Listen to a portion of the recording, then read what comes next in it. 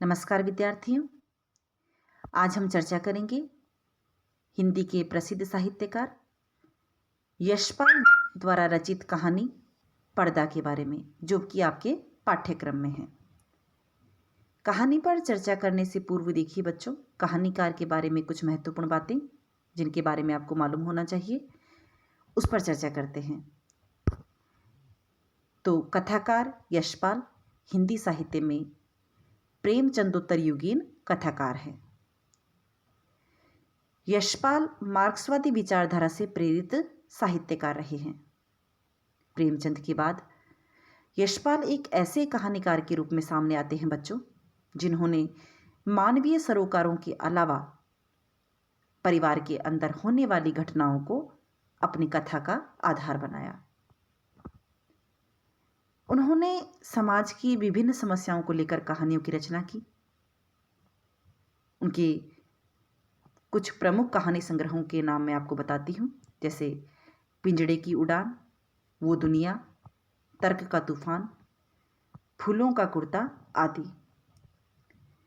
यशपाल उन कहानीकारों में से एक है बच्चों, जो कहानी की रचना किसी निश्चित उद्देश्य, विचार या तथ्य को दृष्टि में रखकर करते हैं। आज हम जिस कहानी की चर्चा कर रहे हैं, पर्दा कहानी, उस कहानी को लिखने के पीछे भी देखिए कहानीकार का बहुत ही महत्वपूर्ण उद्देश्य था। अब उद्देश्य क्या था तो देखिए, पर्दा कहानी का उद्देश्य मध्य वर्गीय समाज की विडंबनाओं और उनके जीवन की यथार्थता को प्रकट करना है। मध्य वर्ग परिवार की कृत्रिम सफेदपोशी के रहस्य को खोलना है, यानी एक मध्यम वर्गीय जो व्यक्ति किस तरह से एक बनावटीपन का जीवन जीता है, उसको इस कहानी में लेखक ने प्रस्तुत किया है। समाज के मध्य वर्ग पर पैसे के अभाव का अन्य वर्गों की अपेक्षा बहुत अधिक प्रभाव पड़ता है। यहाँ व्यक्ति झूठी शान और कोरे आडंबर को लेकर अपनी वास्तविक स्थिति को छिपाए रहता है, और यह मिथ्या प्रदर्शन इस वर्ग को अधिक आर्थिक संकट में डाले हुए हैं। पर्दा कहानी में देखिए बच्चों, निम्न मध्यम वर्गीय जीवन की इसी समस्या को उद्घाटित किया है। यानी देखिए बच्चों, समाज का जो मध्य वर्ग का जो व्यक्ति रहता है, वह भले ही आर्थिक तंगी में रहे, उसकी आर्थिक स्थिति भले ही ठीक ना हो, लेकिन फिर भी समाज में अपनी शान बनाए रखने के लिए एक बनावटीपन का जीवन वह जीता है। कोशिश करता है कि उसकी वास्तविक स्थिति समाज के लोगों के सामने ना आए। कहानी में जो मुख्य पात्र है चौधरी पीरबख्श, उसके माध्यम से देखिए कहानीकार ने मध्यम परिवार का व्यक्ति जो एक बनावटीपन किस तरह से जीता है, इसको कहानी में उन्होंने प्रस्तुत किया है। तो यह जो कहानी है वो मध्यम वर्गीय व्यक्ति की मानसिक पीड़ा को प्रकट करती है। पर्दा कहानी की मूल संवेदना देखिए बच्चों, जैसा कि मैंने अभी आपको बताया कि इस कहानी में कहानीकार ने निम्न मध्यम वर्गीय जीवन का चित्रण किया है। कहानी का मुख्य पात्र चौधरी पीरबख्श, उनके दादा और पिता प्रभावशाली लोग रहे, परंतु चौधरी पीरबख्श के परिवार की आर्थिक स्थिति बराबर गिरती गई। साथ ही परिवार के सदस्यों की संख्या भी बढ़ती गई। पीरबख्श की नौकरी नितांत सामान्य थी, परंतु वह अपने खानदान की इज्जत को बनाए रखने का पूरा प्रयास करते हैं। परिवार की आर्थिक स्थिति अत्यंत खराब थी, परंतु बस्ती में उनकी इज्जत फिर भी थी, सब उन्हें सम्मान देते थे। अपने घर की इज्जत और मान मर्यादा की रक्षा के लिए उन्होंने ड्यूटी पर पुरानी दरी का पर्दा लटका रखा था। यही पर्दा घर के अंदर की वास्तविकता को बाहर प्रकट नहीं होने देता था और घर की आबरू छिपी रहती थी। परंतु अंत में दरवाजे का पर्दा हटते ही सच्चाई सामने आ जाती है। तो देखिए बच्चों, कहानी का जो इस तरह का जो कथानक है, तो इस तरह का कथानक होने से इस कहानी में यह संवेदना व्यक्त की गई है कि कोई भी खानदानी परंपराओं की झूठी शान बनाए रखने की कोशिश ना करे और दिखावे की प्रवृत्ति से सदा ही मुक्त रहे। निम्न मध्यम वर्ग के लोग पारिवारिक विडंबना से ग्रस्त रहते हैं, परंतु उन्हें वास्तविकता से मुंह नहीं मोड़ना चाहिए और जो भी विडंबना है, जो भी समस्या है, उनकी समस्याओं के समाधान का प्रयास करना चाहिए। यही संदेश इस कहानी में व्यक्त हुआ है। कहानी की मूल संवेदना को समझने के लिए देखिए बच्चों, कहानी का अध्ययन करना बहुत ही ज़रूरी है, इसका पठन करना आवश्यक है, तभी इस कहानी में छिपे हुए उद्देश्य को हम समझ सकते हैं और इसमें व्यक्त संदेश को भी हम समझ सकते हैं। तो आइए आपके पाठ्यक्रम में यह जो कहानी है पर्दा, इसका अब हम अध्ययन करते हैं, उसका पठन करते हैं। चौधरी पीरबख्श के दादा चुंगी के महकमे में दारोगा थे। आमदनी अच्छी थी। एक छोटा पर पक्का मकान भी उन्होंने बनवा लिया।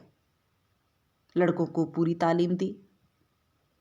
दोनों लड़के एंट्रेंस पास कर रेलवे और डाकखाने में बाबू हो गए। चौधरी साहब की ज़िंदगी में लड़कों के ब्याह और बाल बच्चे भी हुए, लेकिन ओहदे में ख़ास तरक्की न हुई। वही 30 और 40 रुपये माहवार का दर्जा। अपने ज़माने की याद कर चौधरी साहब कहते, वो भी क्या वक्त थी। लोग मिडिल पास कर डिप्टी कलेक्टरी करते थे और आजकल की तालीम है कि एंट्रेंस तक अंग्रेजी पढ़कर लड़के 30-40 से आगे नहीं बढ़ पाते। बेटों को ऊंचे ओहदों पर देखने का अरमान लिए ही उन्होंने आंखें मूंद ली। इंशाअल्लाह चौधरी साहब के कुनबे में बरकत हुई। चौधरी फजल कुर्बान रेलवे में काम करते थे। अल्लाह ने उन्हें 4 बेटे और 3 बेटियां दी। चौधरी इलाही बख्श डाकखाने में थे। उन्हें भी अल्लाह ने 4 बेटे और 2 लड़कियां बख्शी। चौधरी खानदान अपने मकान को हवेली पुकारता था। नाम बढ़ा देने पर जगह तंग ही रही। दारोगा साहब के ज़माने में जनाना भीतर था और बाहर बैठक में वे मोड़े पर बैठ नेचा गुड़गुड़ाया करते। जगह की तंगी की वजह से उनके बाद बैठक भी जनाने में शामिल हो गई और घर की ड्योढ़ी पर पर्दा लटक गया। बैठक न रहने पर भी घर की इज्जत का ख्याल था, इसलिए पर्दा बोरी के टाट का नहीं, बढ़िया किस्म का रहता। तो देखिए बच्चों, चौधरी पीरबख्श के जो दादा थे, उस समय उनके परिवार की आर्थिक स्थिति ठीक थी, लेकिन जैसे जैसे परिवार बढ़ता गया जगह की कमी महसूस होने लगी और आर्थिक हालात भी अब कमज़ोर होने लगे और घर के उन आर्थिक हालातों को समाज से छिपाना आरंभ हो गया और दरवाजे पर जो है एक पर्दा लटका दिया गया। पर्दा भी अच्छी किस्म का पर्दा लटकाया गया ताकि उस पर्दे के पीछे उनके घर की जो आर्थिक तंगी के जो हालात है वो किसी को पता ना चले।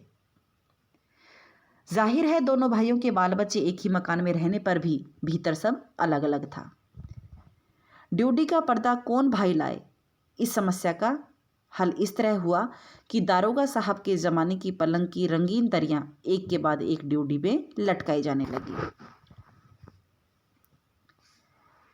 तीसरी पीढ़ी के ब्याह शादी होने लगी।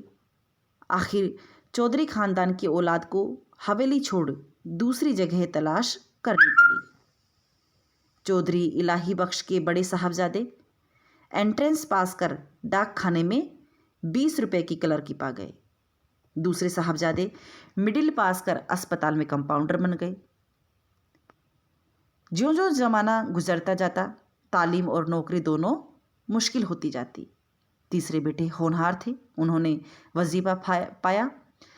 जैसे तैसे मिडिल कर स्कूल में मुदर्रिस हो देहात चले गए। अब देखिए चौथे लड़के पीर बख्श, जो इस कहानी के मुख्य पात्र हैं। प्राइमरी से आगे न बढ़ सके।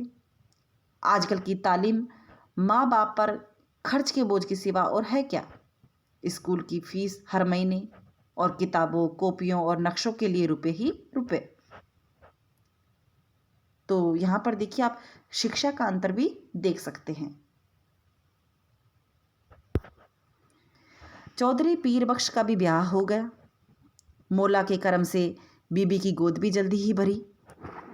पीर बख्श ने रोजगार के तौर पर खानदान की इज्जत के ख्याल से एक तेल की मिल में मुंशीगिरी कर ली। तो देखिए बच्चों, अब कहानी का मुख्य पात्र चौधरी पीर बख्श, उनकी भी आर्थिक स्थिति ठीक नहीं थी, लेकिन फिर भी उनका जो खानदान था, उनके दादा जो थे, उस समय उनकी समाज में इज्जत थी, आर्थिक हालात उनके ठीक थे, तो उसी इज्जत को वो बनाए रखना चाहते हैं। इसलिए देखिए मुंशीगिरी का वो काम लेते हैं। तालीम ज़्यादा नहीं तो क्या, सफ़ेद पोश खानदान की इज्जत का पास तो था। मजदूरी और दस्तकारी करने उनके लिए कोई चीज़ें न थी। चौकी पर बैठते और कलम दवात का काम था, यानी वो मजदूरी का भी काम नहीं कर सकते थे क्योंकि परिवार की इज्जत का ख्याल था। उनके जो दादा थे वो खानदानी व्यक्ति रहे हैं। उनका जो खानदान है वो अब तक तो समाज की नज़र में उनकी इज्जत रही है, तो कैसे मजदूरी करें। 12 रुपया महीना अधिक नहीं होता। चौधरी पीर बख्श को मकान सितवा की कच्ची बस्ती में लेना पड़ा। मकान का किराया 2 रुपया था। आसपास गरीब और कमीने लोगों की बस्ती थी। कच्ची गली के बीचों बीच गली के मुहाने पर लगे कमेटी के नल से टपकते पानी की काली धार बहती रहती, जिसके किनारे घास उगाई थी। नाली पर मच्छरों और मक्खियों के बादल उमड़ते रहते। सामने रमजानी धोबी की भट्टी थी, जिसमें से धुआं और सज्जी मिले उबलते कपड़ों की गंध उड़ती रहती। दाईं ओर बीकानेरी मोचियों के घर थे, बाईं ओर वर्कशॉप में काम करने वाले कुली रहते थे। तो देखिए कच्ची बस्ती में चौधरी पीर बख्श साहब को घर लेना पड़ा किराए पर। और किस गली मोहल्ले में वो रह रहे थे, क्या वहाँ के हालात थे, इसके बारे में ही इन पंक्तियों में अभी लेखक ने बताया है। इस सारी बस्ती में चौधरी पीर बख्शी पढ़े लिखे और सफ़ेद पोश थे, यानी इज्जतदार व्यक्ति थे। सिर्फ उनके ही घर की ड्योढ़ी पर पर्दा था। सब लोग उन्हें चौधरी जी, मुंशी जी कहकर सलाम करते। उनके घर की औरतों को कभी किसी ने गली में नहीं देखा। लड़कियां 4-5 बरस तक किसी कामकाज से बाहर निकलती और फिर घर की आबरू के ख्याल से उनका बाहर निकलना मुनासिब न था, क्योंकि आर्थिक स्थिति इतनी खराब हो चुकी थी कि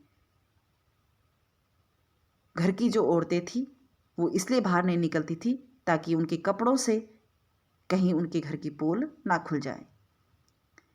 पीर बख्श खुद ही मुस्कुराते हुए सुबह शाम कमेटी के नल से घड़े भर लाते। चौधरी की तनख्वाह 15 बरस में 12 से 18 हो गई। खुदा की बरकत होती है तो रुपए पैसे की शक्ल में नहीं, आल औलाद की शक्ल में होती है। 15 बरस में 5 बच्चे हुए। देखिए चौधरी पीर बख्श साहब के 5 बच्चे हुए, पहले 3 लड़कियां और बाद में 2 लड़के। बच्चों, कहानी के पठन के पीछे देखिए उद्देश्य यही है कि आप इस कहानी के मर्म को समझ सकें। जो मानसिक पीड़ा एक मध्यम वर्ग का व्यक्ति भोगता है, उस एहसास को आप समझ सके, उसका एहसास कर सके।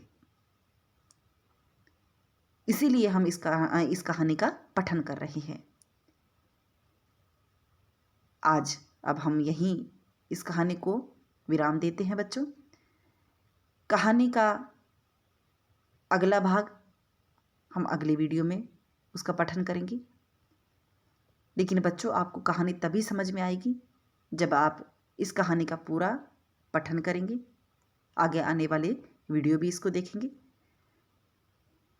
आज के लिए इतना ही बच्चों। और अगर आपको पढ़ाना जो है वो समझ में आ रहा है या आपको यह वीडियो पसंद आते हैं तो आप मेरे इस वीडियो को लाइक भी कर सकते हैं और सब्सक्राइब भी कर सकते हैं। आज के लिए इतना ही बच्चों, धन्यवाद।